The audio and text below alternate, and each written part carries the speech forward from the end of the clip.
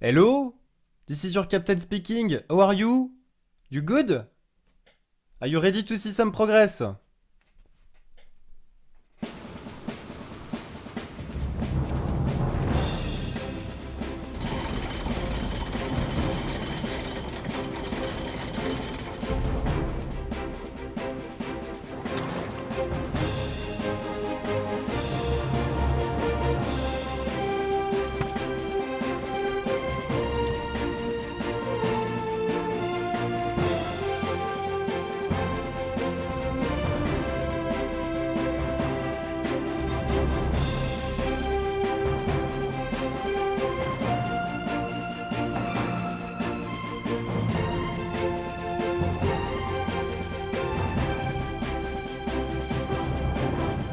Welcome guys to the Devlog 1.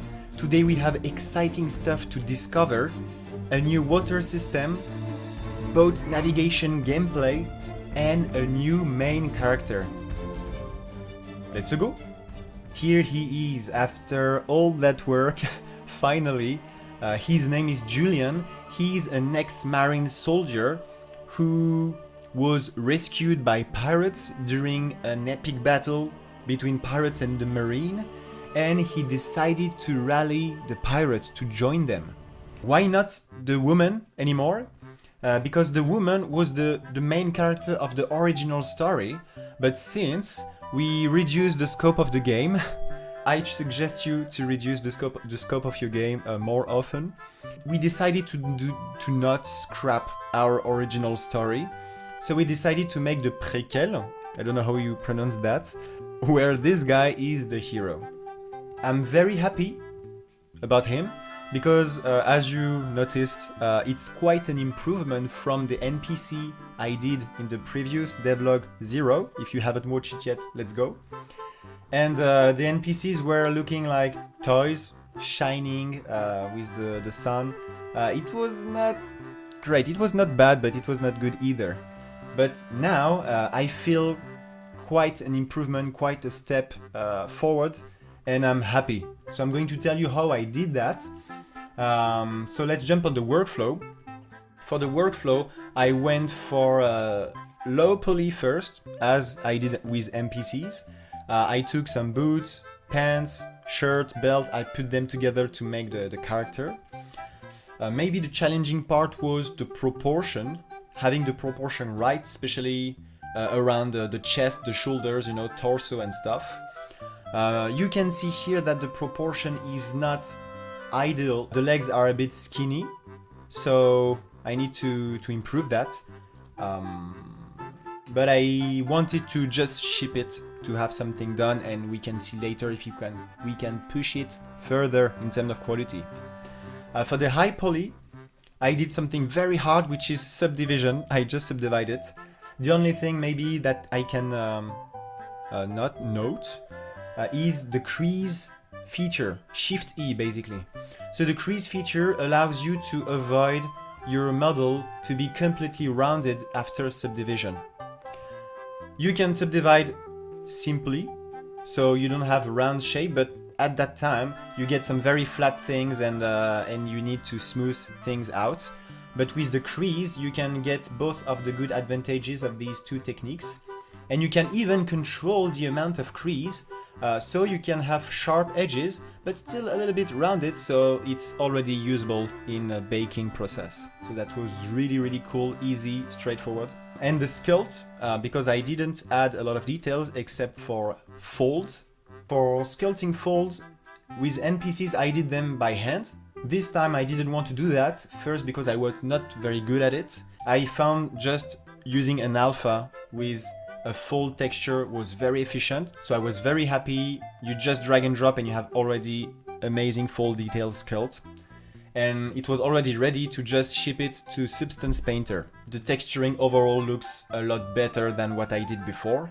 So what changed? In Substance Painter, basically I improved the roughness value, which was too low before, and giving the skin a shiny looking. The game changer thing I did was applying bake lighting to the overall texturing. So I did that for the NPC, but not enough, I was too shy about it. But this time I just let it go, you know, I just drop it and quite exaggerate it, and it changed everything. It was really looking so much better. It gave some depth to the texturing, some texture and nice gradients, while still keeping something pretty soft, pretty simple. So I was very happy. How can I improve that? Maybe the hair. The hair is quite a story because how can I tell you? I hate doing that. I really hate doing hair. I love doing faces and having some beautiful singularity of the shape of the face of a person. But hair, yeah, it's boring and it's hard. Maybe it's fun for other people, but for me it's hard, and that's why maybe I'm not good at it. So at that time I just decided to keep my crappy hair, ship it like this, and we can do step by step to improve it. And actually that's a very important point. If you're not too comfortable with something, if it's your first time and or you don't have a lot of experience, don't say okay, I'm just going to put 40 hours in it and it's going to look good. It's not working like that. No, don't put your expectation too high. It's not because you work more on it that it will be better. It's the opposite. You will be pressured, you will be not having fun and taking ages basically to do it. That's what happened a little bit for hair. So that's why I decided like, okay, shut up, I'm bad at hair. Just drop it like this and you will get better step by step. So cool. But overall I'm quite happy, and this is the main character. We have a main character for the game. He's fresh, he's new, he looks handsome, ready to just jump in new adventures, so I'm very happy. Cool. So now let's jump on the navigation gameplay topic. The juicy stuff. It was so fun. Until now I was just doing art, and basically I was just messing with the environment, and it was not a game, it was a art project where you can go around and explore, but nothing to do actually, nothing to do in it. Finally, I was just putting my hands into gameplay, and even if it's not crazy gameplay, it's just navigation, just having the boat, being able to just go along the sea, to float, to react with the water waves, and you can just turn left, right, and you go wherever you want. You can just use the capstan and just stop. Was already so satisfying, and it's very easy programming. So the good thing with that is it's instant progress, instant satisfying feelings, and you get motivated and you're very productive. Because sometimes when you're making a game, it's really hard, because sometimes you're working on things that you don't see the results on your project. It's like foundation, like tools, like looking for a nice workflow, and you put so much effort and hours in it, but you don't have any results. But for gameplay, it's great, so it was very fun. And the good thing is, the guy behind the sound effects, Dylan, joined the team and made amazing sound effects, like very professional, very cool, and it was giving the whole gameplay a huge another level of immersion, of realism, and a satisfying result, satisfying feelings. It was so cool, just using the capstan and hearing the sound and the capstan rotating. It's very easy programming, just a model rotating, but with the sound effects and some very basic logic. It was cool. It was very fun, as you can guess. He did a great work. Maybe I can come back on the sail animation I did in Blender. I used the close simulation with some constraint to just lift it and make it fold. I baked the animation into a morph target. So basically morph target is not a normal animation, it's an animation that is playing regarding a value. You can play with it. So it's a float, and you just put it in your blueprint and you play with it. It's very easy. I can show you the tutorial I followed to do that. And maybe the last thing I can say about the overall gameplay is the interaction system. So basically all the logic and fun stuff, very easy to do, but interaction has been done by Nick, the programmer in the team. And so basically he created a very solid and well organized structure for interaction. So interaction basically is when you press E, you interact with what's happening. So when you have a UI saying cannon, wheel, sail, capstan, you can press E to interact with it. And for this one, we wanted to have something robust, not spaghetti code like I can do. So basically I was having fun with the easy and fun logic, and he was working more on the structure and having everything well optimized and well organized, and I just gave him my spaghetti code, poor of him, and he was just making it clean and well optimized. But it worked. It was nice collaboration.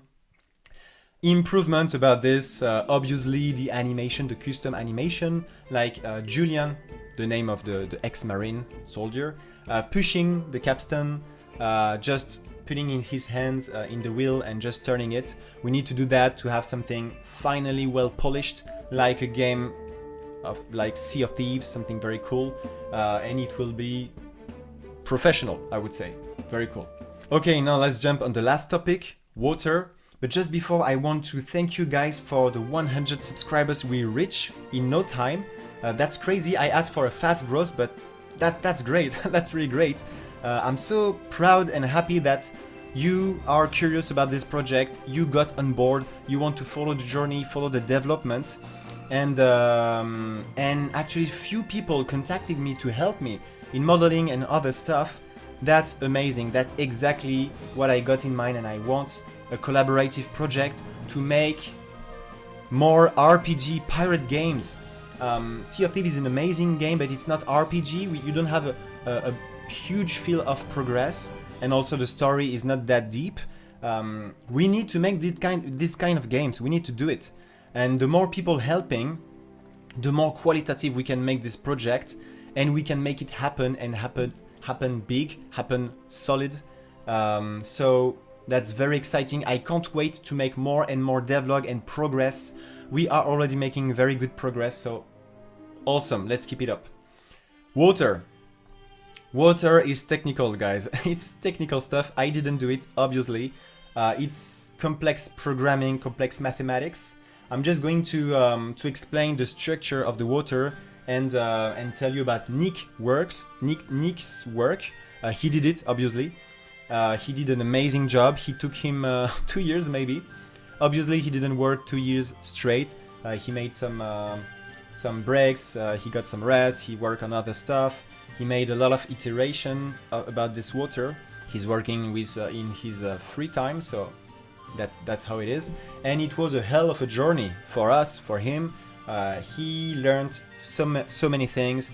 He developed great skills by doing it, and today the water looks gorgeous. It looks great. It can be all, of course, improved, but we are so happy to have this.